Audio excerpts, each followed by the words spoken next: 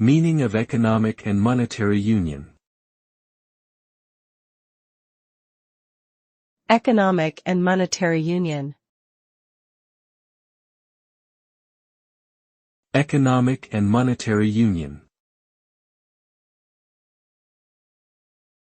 Economic and Monetary Union. Economic and Monetary Union.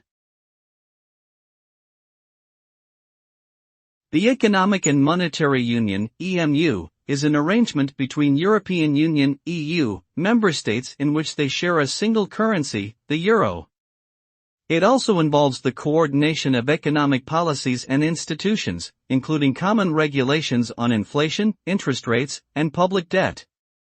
The main objective of the EMU is to foster economic stability and prosperity across Europe by creating a single market and eliminating exchange rate fluctuations.